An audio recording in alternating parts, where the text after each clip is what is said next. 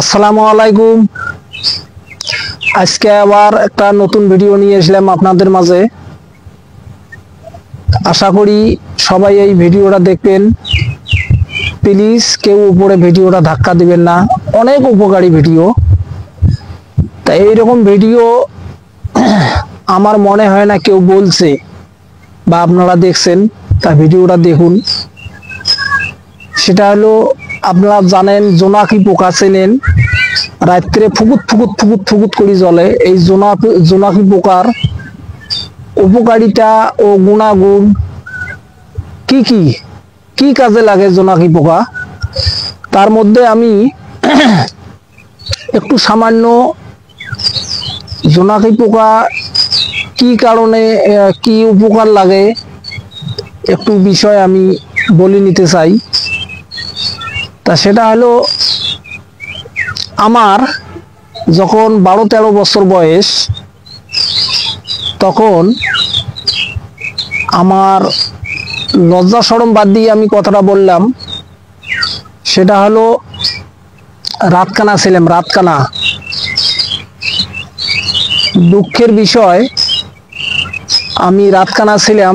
সন্ধ্যা হলেই আমি চোখে দেখতাম না।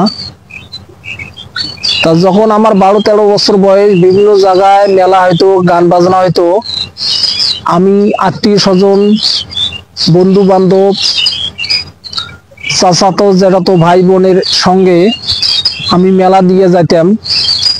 মেলা বিশেষ করে মানুষ বিকেল বেলায় যায়, এটা 90 দশকের কথা।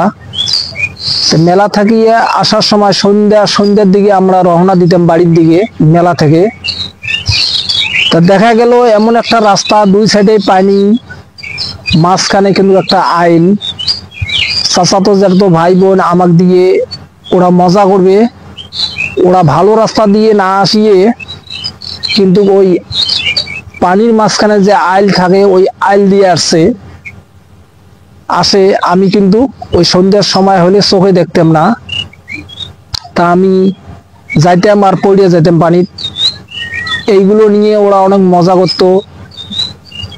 দেখা গেল একটা জমি চাষ করছে, এই চাচাতো জ্যাঠাতো ভাই বোন ওই চাষ করা জমিনের উপর দিয়ে, জানেন তো, ইটিয়া মাটি সন্ধ্যের সময় আমাকে নিয়ে আসতো।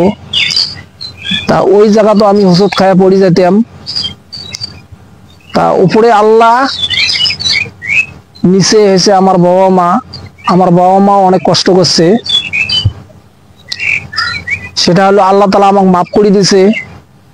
তা যে কথাটা আমি ফার্স্টে বলছিলাম, বলে জোনাকি পোকার উপকারিতা ও গুণাগুণ কি কি, এইবার তাহলে শোনেন।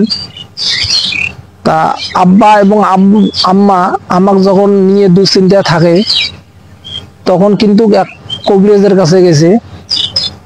কবিরাজে বলছে, বেলে রাত্রে যে জোনাকি পোকা ফুকুত ফুকুত করে, জোনাকি পোকা সবাই চেনেন জানেন। এই জোনাকি পোকা ধরা লাগবে।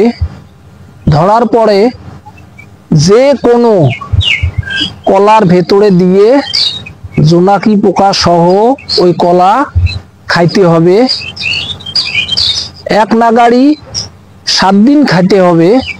7 দিন খাইলে ইনশাল্লাহ রাতকানা থেকে, খুকরি কানা থেকে ভালো হয়ে যাবে। এবং আমি জহুরুল ভালো হয়ে গেছি, আল্লাহ তাআলা আমাকে মাফ করে দিছে।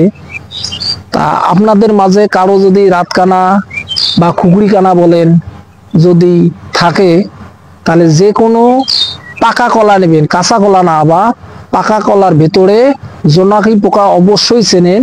জোনাকি পোকাটা ওই কলা ছিলার পরে ওই জোনাকি পোকাটার ভেতরে দিয়ে খাবেন।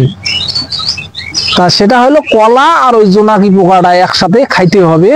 খাইলে বেশি চাবানির দরকার নাই। কলাটা যদি হালকা পাতলা চাবে তো গিলিয়ে খেলাইবেন। জোনাকি পোকাটা কোনো চাবার দরকার নাই। এটা কোনো লজ্জা শরম নাই, কোনো ঘৃণা নাই। জোনাকি পোকা আপনার পেটের ভেতরে কুদিক দিয়ে যাবে, আপনারা নিজেও বলতে পারবেন না। তা যদি ভিডিওটা ভালো লাগে ভাই, লাইক কমেন্ট অবশ্যই করবেন। সবাই ভালো থাকেন, সুস্থ থাকেন।